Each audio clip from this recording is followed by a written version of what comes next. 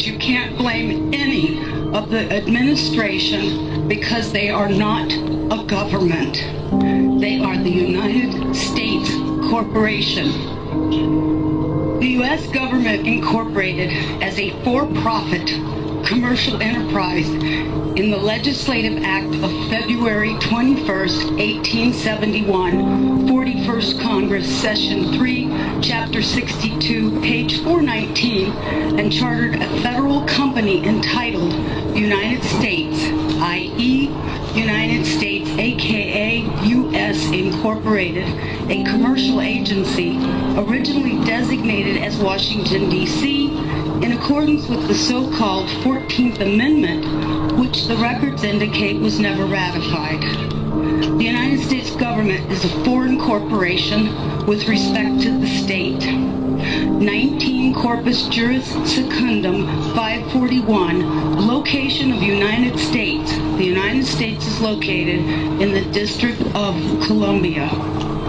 Secretary of the Treasury of Puerto Rico was appointed receiver over the bankrupt United States in the Reorganization Plan number 26 in 1950, Title 5, United States Code, Section 903, Public Law 94-564. The Secretary of the Treasury of Puerto Rico, Title 27, Code of Federal Regulations, Section 251.11, the title, Secretary of the Treasury, is a euphemistic abbreviation of the actual title, Secretary of the Treasury of Puerto Rico.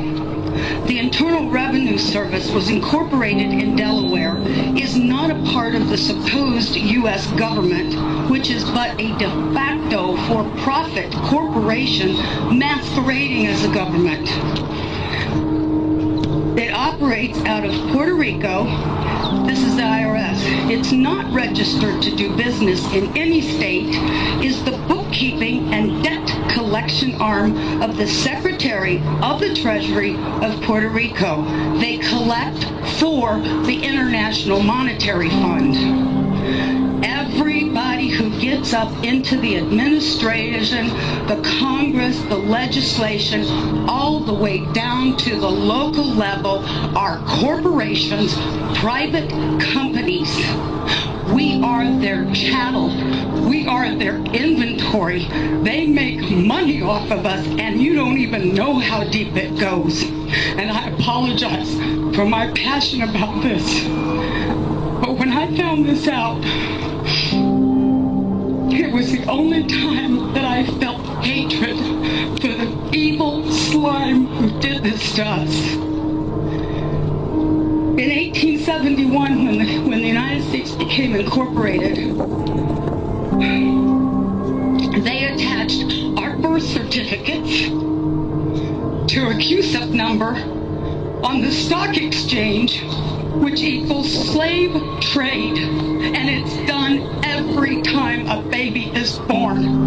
There is a bond trust account set up, and they trade us on the stock market, and this is all documented, and I know it's shocking. Some of you are hearing this for the very first time, and you're thinking, oh my God, how could they possibly?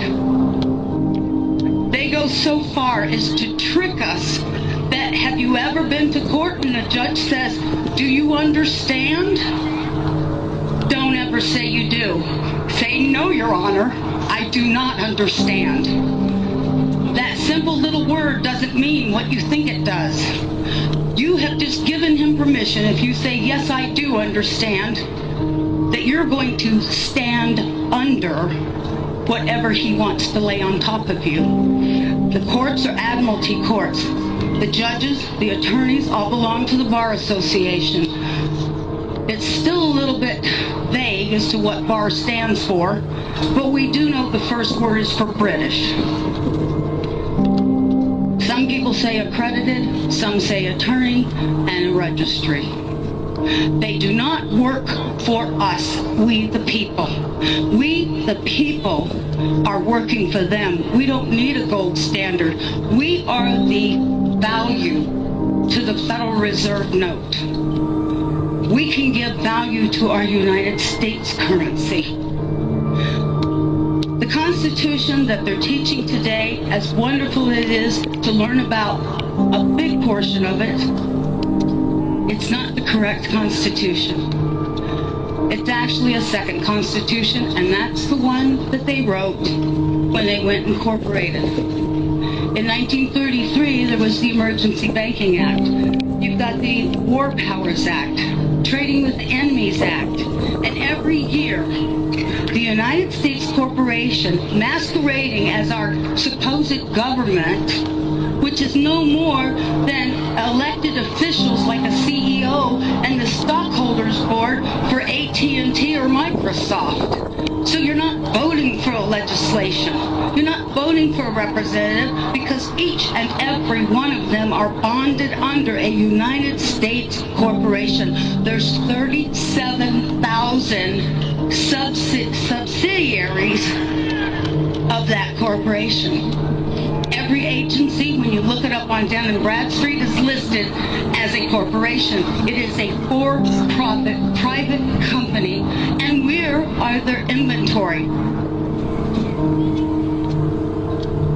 I feel bad knowing that I've been enslaved all this time, and I'm sorry for the people during the civil rights, all the wonderful ones who were already in slavery and they thought they were freed. We've all been in this boat together, and people need to really wake up, and we need to hold these corporate officials' feet to the fire and insist the corporation must be dissolved, the Federal Reserve must be banned from this country, and we must turn our system of judiciary back to a common law. If there's no harm, no loss, there's no crime. And everything else is a way to get you to pay. Even the court systems are hooked up to the CUSIP system.